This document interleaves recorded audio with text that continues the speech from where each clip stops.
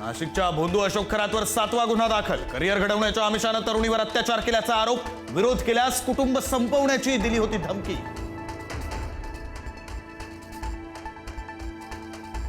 भोंदू अशोक खरातनं दिले तब्बल 5 नरबळी। सरकारी वकिलांच्या खळबळजनक दाव्यानं नाशिक कोर्टही हादरलं। काळी जादू करण्याचं सांगत घेतले बळी।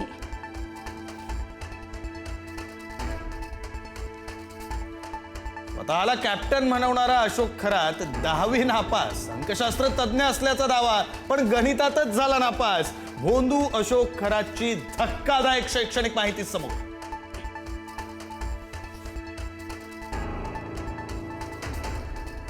लोकसभा निवडणुकीत आणखी एक खरात कनेक्शन। निवडणुकीत यशासाठी उमेदवारांना घेतलेली भोंदूबाबाची मदत। SIT कडून राजकीय अँगलची सखोल चौकशी होणार, सूत्रांची माहिती।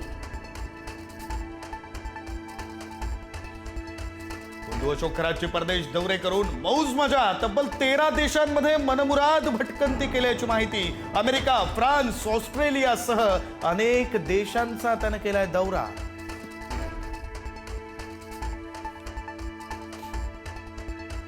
भोंदू अशोक खरातनं कमावली कोट्यवधींची संपत्ती। 10 ते 12 वर्षात तब्बल 1500 कोटींचं साम्राज्य उभारल्याची माहिती।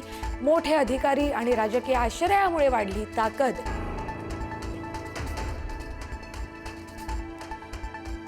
भोंदू अशोक खरातकडून एका महिलेवर अत्याचार। पीडिता गर्भवती राहिल्यानंतर खरातनं दिल्या गर्भपाताच्या गोळ्या। विधानसभेमध्ये निवेदन देताना मुख्यमंत्र्यांनी सांगितले भोंदू खरातचे धक्कादायक कारनामे।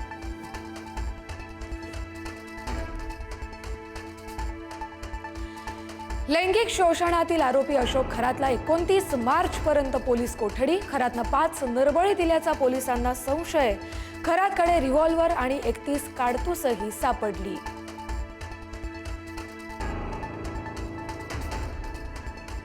मुख्यमंत्री फडणवीसांकडून उपसभापती नीलम गोरेंविरोधात नाराजी व्यक्त। सभापती स्थानावरून दिलेले निर्देश म्हणजे ब्रह्मवाक्य नाही। सातारा प्रकरणी फडणवीसांचं वक्तव्य। नीलम गोरेंविरोधात महाविकास आघाडीकडून अविश्वास प्रस्ताव सादर।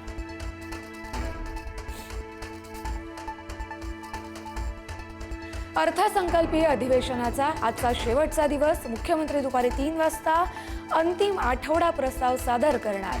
विरोधकांनी केलेल्या आरोपांना काय उत्तर देणार, याकडेही लक्ष।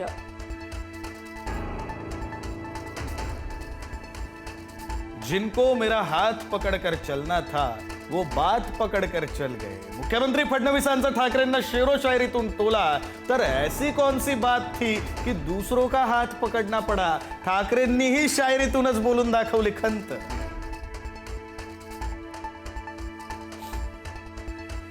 उद्धव ठाकरे विधान परिषदेतून निवृत्त। निरोपाच्या भाषणात शिंदेंकडून उद्धव ठाकरेंचा साहेब असा उल्लेख। शिंदेंकडून ठाकरेंना पुढील राजकीय वाटचालीसाठी शुभेच्छा। मराठा आरक्षण मंत्रिमंडळ उपसमिती बरखास्त करा। पुढारी न्यूजवर बोलताना मनोज जरांगेंची उद्विग्न प्रतिक्रिया। मराठा OBC मंत्रालय स्थापन करण्याची केली मागणी।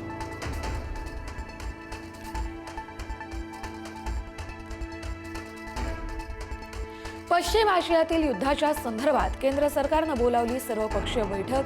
संध्याकाळी 5 वाजता संसद भवनात बैठक। सगळ्या पक्षांचे गटनेते राहणार उपस्थित।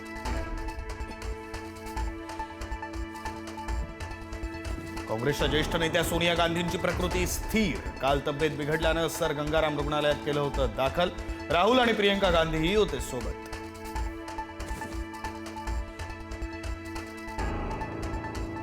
इच्छा मृत्यूची परवानगी मिळालेल्या हरीश राणा यांचं निधन। 13 वर्षांपासून सुरू असलेली मृत्यूशी झुंज अखेर संपली। नवी दिल्लीच्या एम्स रुग्णालयात घेतला अखेरचा श्वास।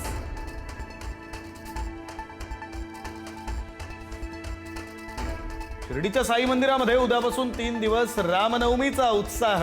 आजपासूनच पालख्या शिर्डीत दाखल व्हायला सुरुवात। मुंबई पुण्यातून भाविक पायी शिर्डीत पोहोचले।